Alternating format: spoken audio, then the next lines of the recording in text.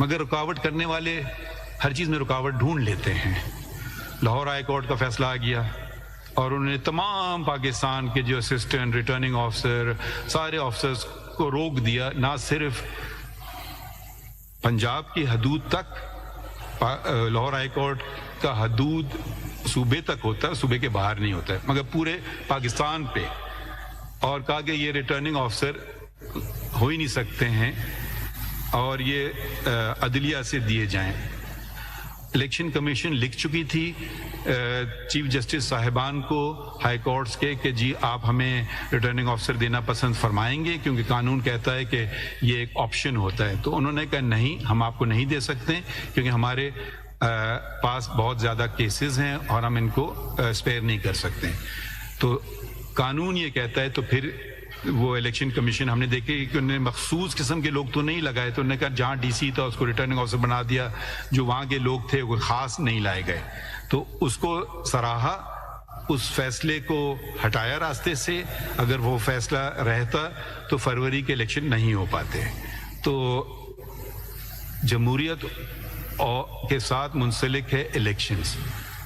Elections ملک میں، elections party میں، election supreme court bar association میں، الیکشنز جہاں ہونا چاہیے وہاں. تو اگلی بات جو اہم بات ہے کہ ہمارے دوست نے فرمایا کہ ٹرانسپیرنسی اور اکاؤنٹیبلٹی. میں پہلے میرے خیال میں فاروق نائک صاحب نے کچھ 2-3 باتیں کی تھیں. ایک تو انہوں نے منیر بھٹی کیس کے فیصلے کی بات کی، مگر فاروق نائک صاحب نے یہ نہیں بتایا کہ میں مائنورٹی میں تھا اور میں اس سے میں شاید وہ جو آراء دی گئی تھی اس سے اتفاق نہیں کرتا تھا منیر بھٹی کیس کے.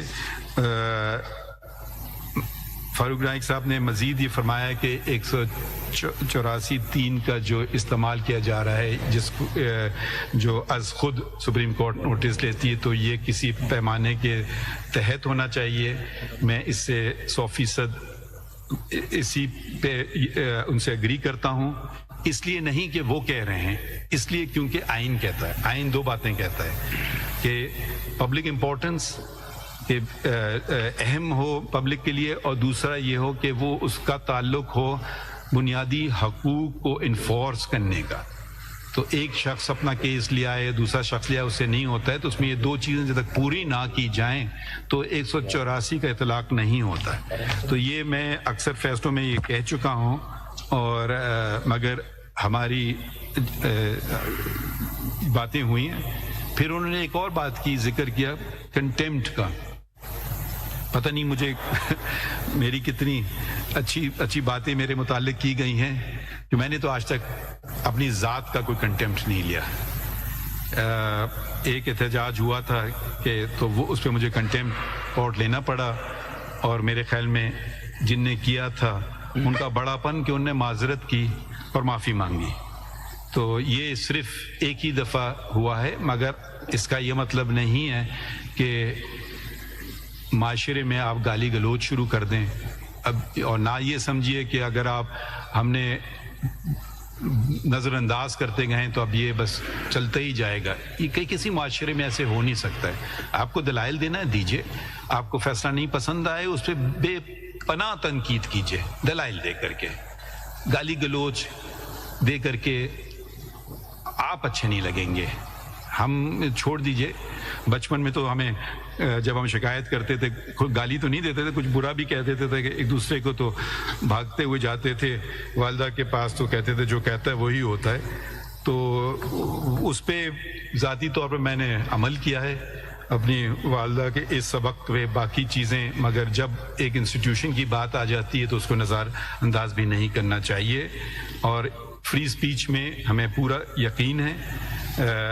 جو انہوں نے کہی ہے کبھی ہم نے اس پہ قدغن نہیں لگائی ہے. مجھے تو میرا بلکہ اس کی جب لگانے کرنے کی کوشش بھی کی جا رہی ہے اس کو بھی روکا گیا ہے. اور فاروق نائک صاحب کی یہ بات بھی درست ہے کہ پارلیمان قانون بناتی ہے اور ہمارا کام ہے قانون کی تشریح کریں. جہاں ضرورت ہے، جہاں واضح ہے تو وہ واضح ہے، اور اگر وہ قانون ہم سمجھیں کہ وہ بنیادی حقوق کے برعکس ہے, کوئی آئین کی شک کے برعکس ہے, تو اس کو پھر ہمارا یہ فرض ہے کہ اس کو ہم اسٹرائک ڈاؤن بھی کریں. تو آگے بڑھتے ہیں. اپنے اکاؤنٹیبلٹی اور ٹرانسپیرنسی کی بات کی گئی ہے شہزاد شفقت صاحب نے, یعنی کہ شفافیت اور احتساب کی. آپ دوسروں سے مانگیے شفافیت اور دوسروں کا کریں احتساب, اور اپنا اور خود کا نہ کریں, تو بات میں کچھ وزن نہیں ہوتی ہے اور آپ کے فیصلوں کی قدر بھی نہیں کی جاتی ہے. ہمارے اپنے جج صاحب تھے سپریم کورٹ کے, الزام لگائے گئے بہت سارے لوگوں نے, ہم نے سپریم جوڈیشل کاؤنسل نے یہ بھی کام کیا جو ایک اس لیے کیونکہ آئین یہ ہمیں حکم دیتا ہے کہ سپریم جوڈیشل کاؤنسل کا, اور ان کو برطرف کیا. اور یہ آپ نے کھلی عدالت میں دیکھا, کیونکہ انہوں نے خود کہا کہ میرا کیس کھلی عدالت میں چلے, ہم نے کھلی عدالت میں چلایا. اور یہ پاکستان کی تاریخ میں پہلی دفعہ ہوا ہے کہ سپریم کورٹ کے جج کو برطرف کر دیا گیا ہو بد انتظامی یعنی مس کنڈکٹ کی وجہ سے. غلطیوں کی بات ہوئی ہے, میں تو ہمیشہ دعا گو رہتا ہوں کہ اللہ تعالیٰ مجھ سے غلطی نہ ہونے دیں, مگر پھر بھی غلطیاں ہوتی ہیں, اور اس عدالت نے بھی غلطیاں کی ہیں. اور جب تک ہم اس کا اعتراف نہیں کریں تو درست سمت کی طرف ہم گامزن نہیں ہو سکتے ہیں. ایک بہت مشہور کیس ذوالفقار علی بھٹو کا, ان کو سزائے موت ملی لاہور ہائی کورٹ سے, اس کو برقرار رکھا. سپریم کورٹ میں نے اپیل میں ان کی ریویو پٹیشن ڈسمس ہوئی. پھر صدر پاکستان نے اس وقت کے جو آج پھر صدر پاکستان ہیں, انہوں نے ایک ریفرنس بھیجی 186 کے تحت. یقیناً سپریم کورٹ کا فیصلہ ریویو کے بعد اختتام پر پہنچتا ہے, اس کو بدل نہیں جا سکتا ہے, مگر انہوں نے اس بات کا تقاضا کیا کہ یہ صحیح فیصلہ فیوچر کے لیے اس کو درستگی کی ضرورت ہے. تو ہم نے پھر اس کو سنا. یہ کیس 186 کے تحت کیسز میں نے پہلے بھی بات کی, کچھ ایک دم لگا دیے جاتے ہیں, کچھ کی سنوائی نہیں ہوئی. تو یہ کافی سنا تھا, شروع میں چلا تھا, پھر یہ کوئی 10 سال تک یہ کیس نہیں چلا, پھر یہ پریزیڈینشیل ریفرنس چلایا گیا, اور اس کو ہم نے فیصلہ ہوا کہ جو کیس چلایا گیا تھا وہ غیر جانبدار اور منصفانہ طریقے طرز پہ, یعنی کہ fair trial and due process کے تقاضے جن کا اندراج بنیادی حقوق میں اس کے منافی تھا, یہ ہم نے اوپینین دے دی. یعنی کہ کسی کو ہمارے پاس طاقت تو ہے نہیں کہ جو سزا ان کو مل چکی, مگر کم از کم اس بات کا اعتراف اس عدالت نے اور اس قوم نے کیا.